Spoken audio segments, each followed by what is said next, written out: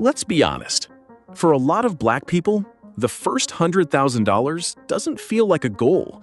It feels like some magical number that only exists in podcasts, finance books, and people's bios on the internet. Because when you're paying bills, helping family, catching up on debt, dealing with inflation, and trying not to drown every month, saving your first 100 grand sounds almost disrespectful. But here's what I need you to hear. The first 100K is not just about money. It's about finally building enough momentum that life stops knocking you all the way back to zero. That's why this matters. Not because 100K makes you rich overnight, but because it changes the speed of your future. If you want to reach your first 100K faster, you need to understand one big truth. Most of your financial progress is going to come from a small number of decisions. Not 97 little money hacks, not saving 40 cents on toothpaste, not skipping one coffee and acting like that changed your bloodline. Your biggest progress usually comes from the biggest levers: your income, your housing cost, your car cost, your high-interest debt, your consistency. That's it. Too many people are trying to budget their way out of a problem that really needs a career move, a cheaper apartment, a paid-off car, or an extra income stream. That's why the first 100K feels impossible when you attack it with tiny scissors instead of a real plan. Step 1. Stop letting emergencies reset you. Before you build 100K, you need to stop going broke every time life happens. Because one of the biggest reasons people never stack real money is simple. They keep having to spend the money they just saved. Car repair, medical bill, kid emergency, rent jump, layoff, funeral. Something always comes. The CFPB says even a small emergency fund helps people recover faster from financial shocks and avoid turning one bad moment into long-term debt. They recommend setting a goal, automating contributions, and starting even if you can only save a little.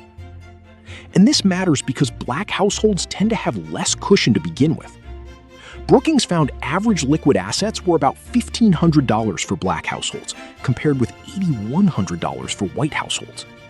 So the first move is not sexy. Build your emergency fund. Not to impress people, to stop getting erased. Step 2. Kill the high-interest debt that's eating your future. Let me say this plainly. You are not going to save your first 100K fast while high-interest debt is chewing through your paycheck. That credit card balance is not a small inconvenience. It is a financial predator. Investor.gov puts it simply: no investment gives guaranteed returns high enough to beat the cost of high-interest credit card debt. In other words, if your debt is growing fast, your wealth is moving backward, even while you're trying. This is one of the most painful parts of the journey, because paying off debt doesn't feel glamorous. You don't get compliments for it. Nobody sees it. You can't post it like a new car. But killing expensive debt is one of the fastest wealth moves you can make, because it gives your income room to breathe again.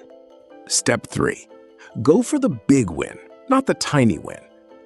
Now we get to the part people love to avoid. If you want your first 100K faster, you need at least one big win. A bigger salary, a job hop, a promotion, a serious side income, a business, a major drop in housing cost, a big cut in your car expense, something meaningful. Because the truth is, a lot of people are under-earning and over-optimizing. They're trying to fix a $2,000 a month problem with $20 a week discipline. That math is disrespectful. This is where you ask, can I negotiate? Can I switch companies? Can I add a side income? Can I rent a room?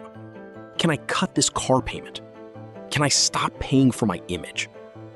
That one big move can change the speed of everything. Step 4. Automate like your future depends on it. Because honestly, it does. One of the best things Investor.gov says is that wealth is built through regular investing plus time. Not occasional motivation, not random leftover money. Regular investing.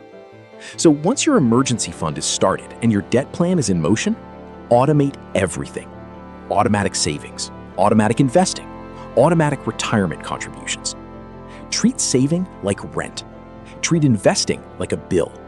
Treat your future like somebody you actually care about. Because if you wait to save what's left, there usually won't be much left. And if your job has a 401k match, that is one of the easiest first moves available. Investor.gov specifically points beginners toward workplace retirement plans and IRAs because of tax advantages and employer matching. Step 5. Don't just save, invest. This is where a lot of people get stuck. They save and save and save, but never let the money grow. Now, yes, keep your emergency fund in cash or a savings account. That's for protection. But your long-term money needs a job. Because the whole reason the first 100K matters is that after that point, your money starts helping you more. It stops being 100% muscle and becomes part muscle, part momentum. That's why the first 100K feels so brutal. You build it mostly with behavior. You grow it afterward with compounding. And again, you do not need to become some stock genius for this. For beginners, diversified funds inside a 401k or IRA are often the cleanest starting point because they spread risk across many companies instead of betting everything on one name. The point is simple. If all your money sits still, your future moves slow. Step 6. Protect the gap between what you earn and what you spend. This might be the most important habit of the whole journey. Wealth is built in the gap between income and expenses, the gap between what hits your account and what leaves it, the gap between looking rich and actually becoming rich. And for a lot of people, especially once income starts rising, that gap gets destroyed by lifestyle inflation. Better job, bigger apartment, nicer car, more delivery, more subscriptions, more "I deserve it" spending.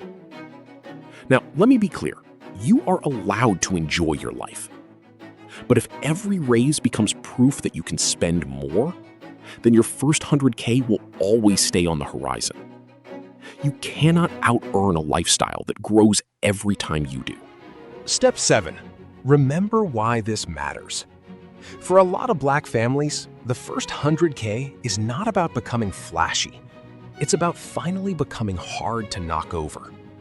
It means not pulling from retirement when life hits, not panicking every time the car makes a sound, not starting from zero at 50, not leaving your kids only memories and bills, not relying on a rescue that statistically may never come. Because the first $100,000 is not built by people who know everything. It's built by people who finally stop playing defense with their whole life. And once you get there, the money starts working harder. But first, you have to.